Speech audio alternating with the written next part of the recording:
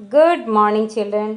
आज हम लोग हिंदी 2 में पाठ 13 यानी कि 13 पढ़ेंगे, जिसका शीर्षक है दीपावली। तो बच्चों चलिए शुरू करते हैं। पहले यहाँ कुछ कठिन शब्द दिए हुए हैं, पहले उसे पढ़ लेते हैं। उल्लास, मान्यता, स्मृति, कार्तिक, अमावस्या, निर्वाण, नश्वर। तो ये कुछ कठिन शब्द थे।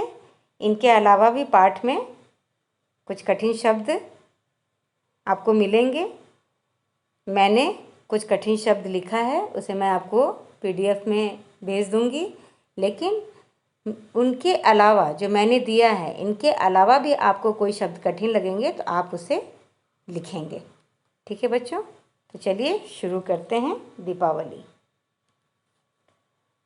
दीपावली शब्द का अर्थ है दीप अवली, अर्थात दीपकों की पंक्ति। तो ये जो पंक्ति है बच्चों, ये आप लोग देखते हैं ना, एक कतार में। पंक्ति यानी कि कतार में, है ना, एक लाइन में जो होता है उसे हम पंक्ति कहते हैं। तो दीपावली का क्या मतलब है? दीप अवली यानी कि दीपकों की पंक्ति। जब हम लोग दीपावली में सजाते हैं ना दीपक को, तो एक पंक्ति में ही ना सजाते हैं, और वो कितना खूबसूरत लगता है ना। दीपावली को दिवाली भी कहा जाता है। ये तो आप सभी यानी कि आप सभी, हम सभी जानते हैं कि दीपावली को दिवाली भी कहते हैं। यह पर्व हर वर्ष बड़े उत्साह और उल्लास के साथ मनाया जाता है। तो यह जो त्यौहार है, पर्व यानी कि त्यौहार जो है, वो बहुत ही उत्साह यानी कि उमंग और उल्लास यानी कि खुशी, है ना, उत्साह और उल्लास के साथ हम लोग यानी कि जोश और खुशी के साथ इस त्यौहार को मनाते हैं। मान्यता है कि भगवान श्री राम लंका के दुष्ट राजा रावण का वध करके अपनी पत्नी सीता व भाई लक्ष्मण के साथ इसी दिन अयोध्या लौटे थे। इसी खुशी में अयोध्या वासियों ने घी के दीपक जलाकर नगर में खूब रोशनी की थी। उसी महान घटना की स्मृति में दीपावली का पर्व मनाया जाता है। तो बच्चों, हम दीपावली का पर्व क्यों मनाते हैं? क्योंकि ऐसा माना जाता है, मान्यता यानी कि माना जाता है कि भगवान राम जो है, लंका के दुष्ट राजा रावण को जब मारकर अपनी पत्नी सीता और भाई लक्ष्मण के साथ वापस अयोध्या लौटे थे, तो उनकी आने की खुशी में जो अयोध्या वासी है, उस दिन घी के दीपक जला करके नगर में खूब रोशनी की थी। तो इसी महान घटना के स्मृति यानी कि याद में दीपावली का पर्व यानी कि त्यौहार मनाया जाता है। तो चलिए आगे बढ़ते हैं। बच्चों, हम लोग दीपावली में क्या रंगोली बनाते हैं ना। ये देखिए, ये यहाँ पे ये जो है माँ क्या कर रही है, यहाँ रंगोली बना रही है। ये बच्चे पटाखे फोड़ रहे हैं, है ना। घर कितना सुंदर सजा हुआ है। तो चलिए अब आगे बढ़ते हैं। दीपावली से एक दिन पहले होने वाली चतुर्दशी को नरक चतुर्दशी कहते हैं। ये जो चतुर्दशी है, इसे हम क्या कहते हैं? नरक चतुर्दशी। दीपावली के एक दिन पहले ये दिन आता है। मान्यता है कि इस दिन श्री कृष्ण की वीर पत्नी सत्यभामा ने अत्याचारी राजा नरकासुर को मारकर उसकी कैद से 16,000 कन्याओं को मुक्त कराया था। तो ये जो नरक चतुर्दशी है, इस दिन ऐसा माना जाता है कि श्री कृष्ण की जो पत्नी थी सत्यभामा, वो एक अत्याचारी राजा नरकासुर को मारकर उनकी जो कैद में यानी कि उनके कैद में जो है 16,000 कन्या थी, उसको मुक्त कराया था यानी कि आज़ाद कराया था। दीपावली का त्यौहार वर्षा ऋतु के समाप्त होने पर कार्तिक मास की अमावस्या को मनाया जाता है। वर्षा में अनेक प्रकार के कीट कीटाणु पैदा हो जाते हैं। उन्हें नष्ट करने के लिए घरों की सफाई, लिपाई पुताई की जाती है। तो बच्चों, आप ये सभी देखते हैं ना कि दीपावली के समय में घर में पेंट पुचारा ये सब होता है, घरों की सफाई होती है। तो ये सब इसलिए की जाती है क्योंकि ये वर्षा ऋतु के ख़त्म होने के बाद जो कार्तिक मास आता है, उस समय ये दीपावली का त्यौहार मनाया जाता है। तो जब वर्षा ऋतु जैसे ही ख़त्म होता है, तो वर्षा ऋतु के समय में बहुत सारे कीटाणु पैदा हो जाते हैं, है ना। आप देखते होंगे बहुत सारे घर भी बाहर से बारिश की वजह से गंदा हो जाते हैं, काले हो जाते हैं। तो उन सब की सफाई के लिए क्या होती है, लिपाई पुताई होती है, जिससे कि घर सुंदर, साफ और अच्छा दिखता है और कीटाणु रहित भी हो जाता है ना। चलिए अब आगे बढ़ते हैं। दीपावली पर अमावस्या की वह अंधेरी रात दीपकों के प्रकाश में जगमगा उठती है। सब लोग नए नए वस्त्र धारण करते हैं, नए बर्तन खरीदते हैं। तो दीपावली पर क्या होता है, दीपावली अमावस्या के दिन मनाई जाती है। अमावस्या के जो दिन है उस दिन क्या होती है, चांद नहीं निकलता है, जिस वजह से रात पूरा अंधेरा होता है।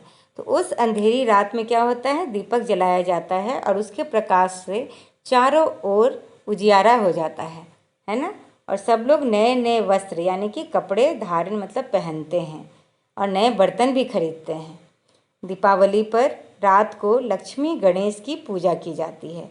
दीपावली के दिन किसकी पूजा की जाती है, लक्ष्मी गणेश की।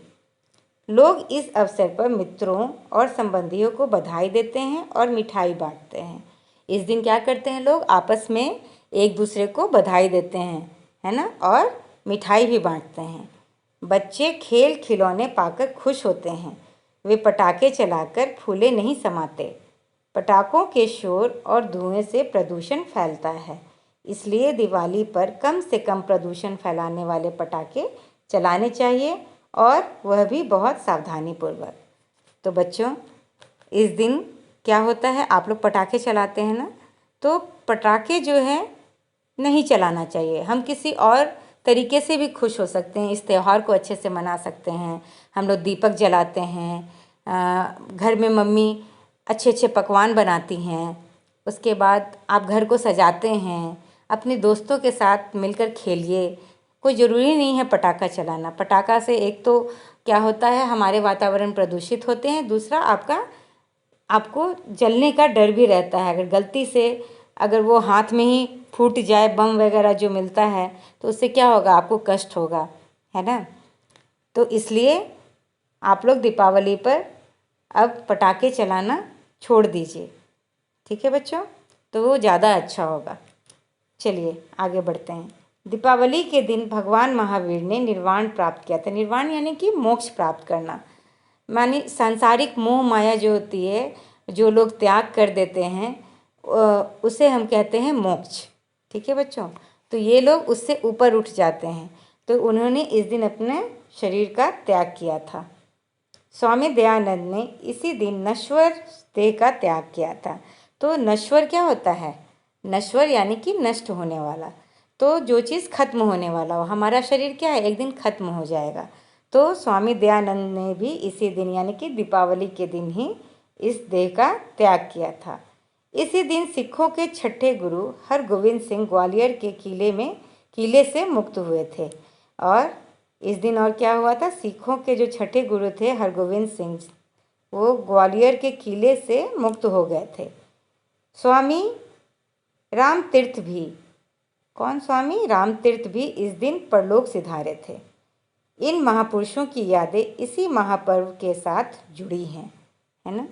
ये जितने भी महापुरुष थे, वो लोग इस पर्व यानी कि इस दिन जो है उनकी ये यादें जुड़ी हुई है।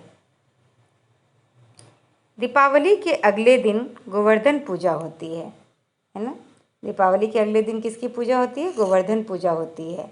तथा उसके अगले दिन भाई दूज का त्यौहार मनाया जाता है। भाई दूज का त्यौहार भी कब मनाया जाता है, दीपावली के अगले दिन गोवर्धन पूजा आती है, उसके एक दिन बाद होता है भाई दूज यानी कि तीसरे दिन। इस दिन बहनें अपने भाइयों के माथे पर तिलक करती हैं और उनके सुखी जीवन की कामना करती हैं। भाई दूज के दिन क्या करती हैं बहनें, अपने भाई के सुखी जीवन की कामना करती हैं। भारत के अतिरिक्त विदेशों में भी यह पर्व मनाया जाता है। मतलब भाई दूज विदेशों में भी बनता है। नेपाल, म्यांमार, श्रीलंका आदि में भिन्न भिन्न नामों से इस पर्व को समारोह पूर्वक मनाते हैं। इसका भाई, हम लोग भाई दूज बोलते हैं, भारत में भाई दूज बोला जाता है, लेकिन नेपाल, म्यांमार, श्रीलंका आदि में इसके नाम अलग अलग हैं। यह पर्व बुराई और अज्ञान के अंधकार को दूर कर ज्ञान का प्रकाश फैलाने की प्रेरणा देते हैं। तो बच्चों, आपने देखा ये जो पर्व है यानी कि दीपावली जो त्यौहार है, यह अज्ञान के अंधकार को दूर करके ज्ञान का प्रकाश फैलाने की प्रेरणा देता है। यानी कि हमें अज्ञान मतलब जिसको किसी भी तरह का कोई ज्ञान न हो, है ना, तो उसे अज्ञानी बोलते हैं। और जो ज्ञान का प्रकाश, जिनको ज्ञान मिलता है यानी कि उनको नॉलेज मिलती है, तो वो उसको फैलाने की प्रेरणा देते हैं। ठीक है बच्चों, तो ये थे आपके दीपावली चैप्टर पार्ट। इसे आप लोग अच्छे से अपने से फिर से पढ़ेंगे और उसे समझने की कोशिश करेंगे। तो चलिए, कुछ शब्दार्थ हैं, उसे पहले हम लोग पढ़ लेते हैं। ये है, पहला है पर्व यानी कि त्यौहार, मान्यता, मानने योग्य होने का भाव या माना जाना, कीट कीटाणु, कीड़े, कामना, इच्छा, उत्साह, उमंग या जोश, निर्वाण, मोक्ष, प्रेरणा देना, किसी कार्य को करने के लिए उत्साह दिलाना, उल्लास, खुशी, स्मृति, याद, नश्वर, नष्ट होने वाला। तो ये आपके शब्दार्थ हैं, इसे आप लोग याद कर लेंगे। तो आज के लिए इतना ही। आप लोग अच्छे से पढ़िए। धन्यवाद।